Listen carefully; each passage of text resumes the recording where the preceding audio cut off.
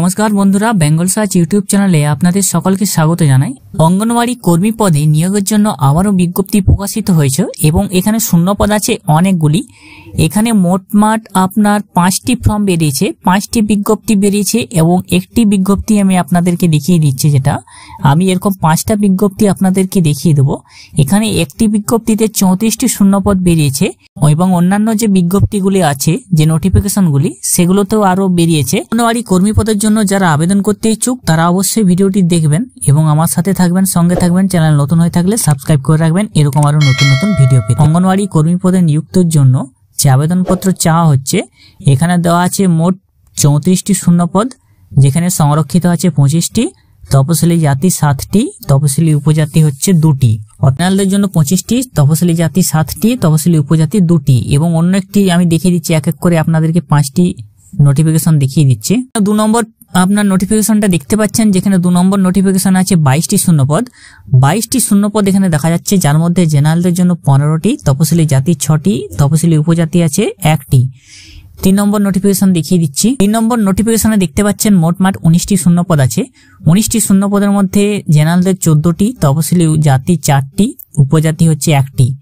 4 নম্বর notification অনুযায়ী এখানে যে কর্মী পদের শূন্যপদ আছে 44টি শূন্যপদ আছে, তার মধ্যে সংরক্ষিত বা জেনারেলদের জন্য 30টি, তপশিলি জাতি 11, তপশিলি উপজাতি বা এসসি এর জন্য 3টি। 5 নম্বর পিডিএফটা দেখতে পাচ্ছেন, যেটা আছে 18টি শূন্যপদ। 18টি শূন্যপদে আছে জেনারেলদের জন্য 9টি, তপশিলি জাতি 8টি, তপশিলি উপজাতি 1টি শূন্যপদ। মোটমাট এরকম 5টি নোটিফিকেশন বেরিয়েছে। 5টি জায়গায় আপনাদের মোটমাট শূন্যপদগুলি দেখতে পেয়ে গেলেন। এবারে আমি আপনাদেরকে বিস্তারিত তথ্য জানিয়ে দিচ্ছি। অঙ্গনওয়াড়ি কর্মী পদের জন্য যে আবেদনপত্র, সে আবেদনপত্রের যে শর্তাবলী, সে শর্তাবলী প্রত্যেকটির ক্ষেত্রে একই আছে। তো আমি একটি আপনাদেরকে দেখিয়ে দিচ্ছি, আপনারা 5টা নোটিফিকেশনে এটি ধরে নেবেন। 1 নম্বর এখানে শর্তাবলী যেটা আছে, ন্যূনতম শিক্ষাগত যোগ্যতা হচ্ছে আপনাদেরকে অঙ্গনওয়াড়ি কর্মী পদের ক্ষেত্রে যে কোনো স্বীকৃত বোর্ড থেকে মাধ্যমিক বা সমতুল পাস হতে হবে। উচ্চতর শিক্ষাগত যোগ্যতা যদি থাকে কোনো প্রার্থীর, তাহলে আপনার সেখানে কোনো অন্তরায় হবে না, আপনি আবেদন করতে পারবেন। এবং যারা অঙ্গনওয়াড়ি সহায়িকা পদে কাজ করছেন, সেই সহায়িকা পদ থেকে আপনারা অঙ্গনওয়াড়ি কর্মী পদের জন্য আবেদন করে নিতে পারবেন, বা আপনারা অঙ্গনওয়াড়ি কর্মী পদের জন্য পদোন্নতির মাধ্যমে আপনি এটা আবেদন করতে পারবেন। তো এখানে যদি কোনো মাধ্যমিক বা উচ্চতর শিক্ষাগত যোগ্যতা গোপন করে থাকেন, তাহলে তার আবেদনপত্র বিবেচিত হবে না। এটা হচ্ছে সহায়িকাদের জন্য, যারা সহায়িকা থেকে আবেদন করবেন তাদের ক্ষেত্রে। এখানে আবেদনপত্র হচ্ছে 30শে জানুয়ারি 2024 বছরের মধ্যে আপনার বয়স 65 বছর পর্যন্ত হতে হবে। 30শে জানুয়ারি 2024 অনুযায়ী 65 বছর পর্যন্ত হতে হবে। স্থায়ী বাসস্থান সংক্রান্ত যে তথ্য শর্ত আছে, স্থায়ী বাসস্থান সংক্রান্ত তথ্য হচ্ছে আপনাকে অবশ্যই সংশ্লিষ্ট পঞ্চায়েত সমিতির অন্তর্ভুক্ত এলাকার স্থায়ী বাসিন্দা হতে হবে। অর্থাৎ যে এলাকায় অঙ্গনওয়াড়ি কর্মী পদের জন্য নিয়োগের বিজ্ঞপ্তি প্রকাশিত হয়েছে, সেই এলাকার স্থায়ী বাসিন্দা আপনাকে অবশ্যই হতে হবে। এবং এখানে অভিজ্ঞতা নিরূপণ হবে আপনার 30শে জানুয়ারির মধ্যে। এবং এখানে যে পরীক্ষা হবে, সে পরীক্ষার মধ্যে মোট 50 নম্বরের পরীক্ষা হবে, লিখিত পরীক্ষা থাকবে 35 নম্বর, অভিজ্ঞতার ক্ষেত্রে সর্বোচ্চ 10 নম্বর এবং মৌখিক পরীক্ষায় 5 নম্বর দেওয়া থাকবে। এখানে যে বিষয়গুলির উপর পরীক্ষা হবে তা হচ্ছে 10ম শ্রেণীর অঙ্ক থাকবে 10 নম্বর, পুষ্টি, জনস্বাস্থ্য, নারী সামাজিক অবস্থান বিষয়ক প্রশ্ন থাকবে 10 নম্বর, ইংরেজি ভাষা থাকবে 10ম শ্রেণীর 10 নম্বর, সাধারণ জ্ঞানের প্রশ্ন থাকবে 5 নম্বর। প্রশ্নপত্র হবে এমসিকিউ টাইপের হবে প্রশ্নপত্র।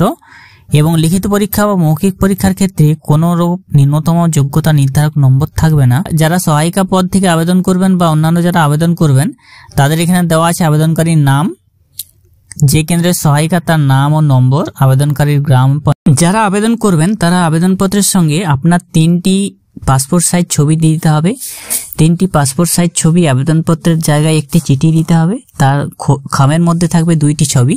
এবং আপনাকে অবশ্যই বলে রাখি, আপনাকে আপনার 5 টাকার পোস্টাল স্ট্যাম্প সমেত একটি ডাকটিকিট আপনাকে দিয়ে দিতে হবে। সেই ডাকটিকিট অবশ্যই আবেদনপত্রের সঙ্গে দিয়ে দেবেন। যে ডাকটিকিটে আপনাকে এবং খামের উপর লিখে দেবেন আপনার সম্পূর্ণ ঠিকানা, যেখানে আপনাকে পরীক্ষার সময় ডাকা হতে পারে, সেই ঠিকানার মাধ্যমে। এবং 2টি ছবি থাকবে, খামের মধ্যে থাকবে বয়সের প্রমাণস্বরূপ মাধ্যমিক বা সমতুল পরীক্ষার প্রবেশপত্র, জন্ম শংসাপত্রের স্বপত্রিত প্রতিলিপি, স্থায়ী বাসস্থানের শংসাপত্রের আসল লাগবে। স্থায়ী বাসিন্দার শংসাপত্রের ক্ষেত্রে আপনার গ্রাম পঞ্চায়েত, পৌরসভা বা সভাপতি যে কোনো একজনের কাছ থেকে আপনার ডকুমেন্টস অবশ্যই দিয়ে দেবেন। ন্যূনতম মাধ্যমিক ও সর্বাধিক শিক্ষাগত যোগ্যতার প্রমাণপত্রের স্বপ্রত্যয়িত প্রতিলিপি এবং যারা সহায়িকা পদে যোগদান করেছেন তাদের নিয়োগপত্র এবং যোগদান পত্র অবশ্যই লাগবে। যারা অঙ্গনওয়াড়ি কর্মী পদের জন্য আবেদন করবেন সেই আবেদনপত্র শেষ হচ্ছে 27 ফেব্রুয়ারি 2024। 27 ফেব্রুয়ারি 2024-এর মধ্যে বিকেল 3টের মধ্যে আপনাদেরকে আবেদন করতে হবে।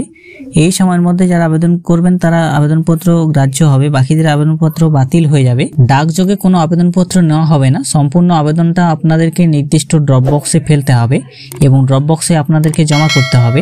যে নোটিফিকেশন বেরিয়েছে অঙ্গনওয়াড়ি কর্মী পদের জন্য, অনেকগুলি ভ্যাকেন্সি আছে, তার বলে দিচ্ছি আমি কোথায় বেরিয়েছে। এটা হচ্ছে আপনার পুরুলিয়া জেলায় বিভিন্ন এলাকায় অঙ্গনওয়াড়ি কর্মী পদের জন্য নিয়োগের যে বিজ্ঞপ্তি বেরিয়েছে তার সম্পূর্ণ পিডিএফটা আমি ডেসক্রিপশন বক্সে দিয়ে রাখবো। সেখান থেকে মোটমাট আপনি 5টি পিডিএফ পেয়ে যাবেন। 5টি পিডিএফ থেকে আপনি দেখে নেবেন আপনার এলাকা কোনটা আছে এবং কোথা থেকে আপনি আবেদন করতে পারবেন। যারা পুরুলিয়া জেলার মধ্যে আছেন তাদেরকে অবশ্যই ভিডিওটি শেয়ার করে দেবেন। চ্যানেল নতুন হয়ে থাকলে এরকম আরও ভিডিও পেতে চ্যানেলটিকে সাবস্ক্রাইব করে রাখবেন।